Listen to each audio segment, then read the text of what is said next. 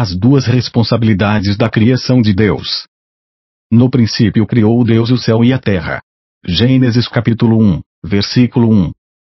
No começo do ato criativo de Deus, levantou o Pai e o Filho dos seus tronos para criar a terra e tudo que nela há junto com o Espírito Santo. As filosofias antigas e modernas que negam a existência de Deus se esqueceram que uma explosão não poderia ter criado nada e que é impossível que uma espécie evolua sem que alguém ensinasse essas criaturas a se desenvolverem. Se a teoria da evolução estivesse certa, ela jamais poderia negar a existência de Deus, pois somente podemos evoluir com a graça divina do Deus Trino. No caso do Big Bang, uma partícula não existe do nada, algo a criou e a colocou no espaço. E caso essa teoria da criação do universo e do mundo estivesse certa, jamais poderia negar a Deus, porque uma molécula não se cria do nada. O nada só pode produzir a si mesmo, ou seja, nada. A explosão não cria, ela destrói e cria destruição. Muitos ateus negam a existência de Deus e que Deus criou o mundo, porque negar é não assumir a responsabilidade que o Criador colocou sobre as suas criaturas que foram criadas. Quais são essas responsabilidades? Primeiro, a responsabilidade das almas de prestarem contas dos seus atos para Deus. Não erreis, Deus não se deixa escarnecer, porque tudo que o homem semear, isso também se fará. Gálatas capítulo 6 versículo 7. Não devemos pecar, porque Deus criou o mundo e suas criaturas e todas darão contas a Deus. No dia do dilúvio, na época de Noé, notem que até os animais foram de alguma forma responsabilizados, porque muitos deles morreram sem oportunidade de entrar na arca com os demais animais. Acaso os animais que morreram eram menos dignos? Certamente que sim. Até o meio animal foi contaminado de alguma forma com o pecado, talvez por meio da zoofilia, que é o sexo entre animais e seres humanos não tenha relações sexuais com um animal, contaminando-se com ele. Mulher nenhuma se porá diante de um animal para ajuntar-se com ele, é depravação. Levítico capítulo 18 versículo 23. Deus não deixa que brinquem com ele, que o tornem ridículo com palavras de meros mortais. Os deboches serão devidamente cobrados e castigados caso não haja obras de arrependimento em Cristo Jesus. Tudo que o homem plantar, isso ele vai colher, porque Deus não abandonou sua criação. Ele consola e atribula, ele julga e executa juízo sobre a sua criação, ele mata e dá vida, castiga e beneficia, abençoa e amaldiçoa. 99% dos males do mundo são causados por Satanás. Se Deus não existisse, logo o mal não existiria, porque a palavra de Deus diz que Satanás é a origem do pecado e foi condenado pelo próprio Deus.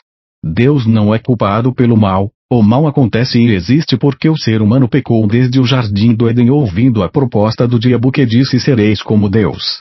Uma evidência de que Deus existe e pune os pecados é o exemplo das forças policiais. Prendem o bandido e o jogam na prisão para cumprir uma pena determinada pelo crime que cometeu, e só podem ter oportunidade de serem readmitidos na sociedade por bom comportamento, porque a fé para arrependimento, se estiver sozinha das obras de arrependimento, será morta e ineficaz para reabilitar um homem ao reino de Deus. Perceba que são os pecados que trazem o juízo consigo. Os pecados já vêm acompanhados de determinada sentença, e essa sentença é o inferno de fogo. Os pecados parecem coisas boas, mas trazem consigo sérias consequências para o restante de nossas vidas e para a vida eterna.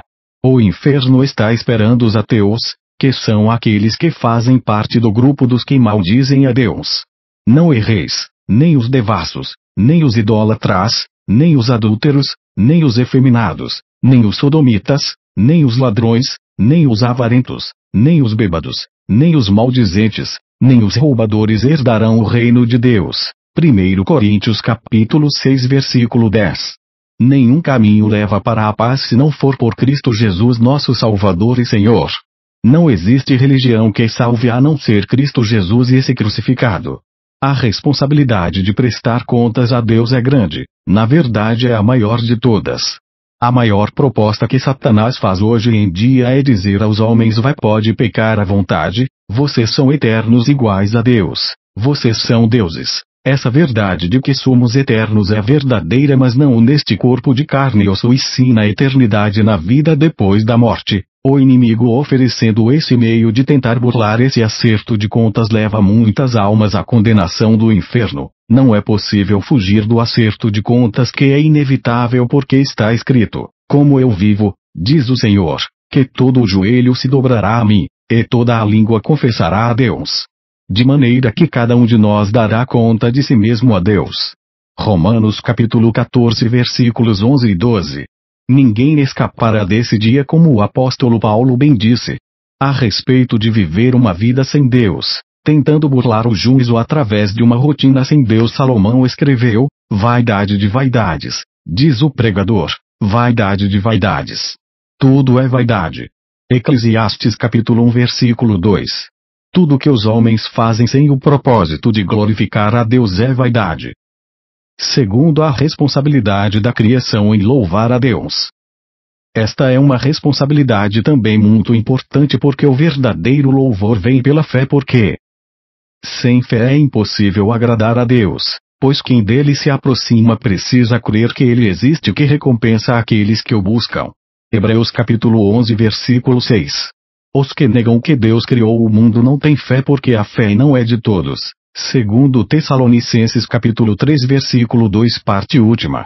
Louvar a Deus não é apenas cantar hinos na igreja ou em qualquer outro ambiente. Louvar a Deus também é buscar a Ele de todo o coração, sem ter medo de se entregar completamente a Ele. Vocês me procurarão e me acharão quando me procurarem de todo o coração. Jeremias capítulo 29 versículo 13. O verdadeiro adorador louva hinos sobre Jesus e vive o que canta sobre Jesus.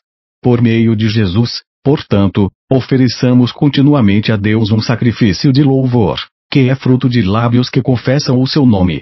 Hebreus capítulo 13 versículo 15. Se não confessa o nome de Jesus e não vive o que confessa, não é adoração, é manipulação para ganhar dinheiro em cima de cristãos que não sabem o que é adorar a Deus em espírito e em verdade.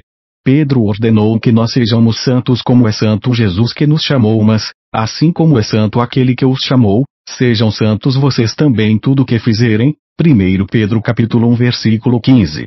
Os que não acreditam que no princípio criou Deus os céus e a terra são pessoas que não querem abrir mão de suas vontades perversas e abomináveis, não querem se submeter ao senhorio de Jesus Cristo, nosso Senhor. Cada um, porém, é tentado pelo próprio mau desejo, sendo por este arrastado e seduzido. Então esse desejo, tendo concebido, dá à luz o pecado, e o pecado, após ser consumado, gera a morte. Tiago capítulo 1 versículos 14 e 15.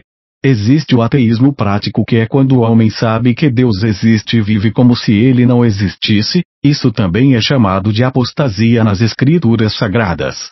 Os homens são seduzidos a dizer que Deus não existe e a viverem em conformidade com as paixões dos seus corações perversos. Antes de tudo, saibam que, nos últimos dias, surgirão escarnecedores zombando e seguindo suas próprias paixões. Segundo Pedro capítulo 3 versículo 3. Amados, não vamos discutir com esses tipos de pessoas, vamos orar por elas e evangelizar elas. Não devemos ficar nos irando por debates acerca do que essas pessoas ímpias pensam. Devemos apenas fazer o nosso papel como Igreja de Cristo, que é pregar o Evangelho a toda criatura e viver este Evangelho com fidelidade, e esta é a mensagem a ser pregada. Se afirmarmos que estamos sem pecado, enganamos a nós mesmos, e a verdade não está em nós. Se confessarmos os nossos pecados, Ele, Jesus, é fiel e justo para perdoar os nossos pecados e nos purificar de toda injustiça. 1 João capítulo 1 versículos 8 e 9. Ponto.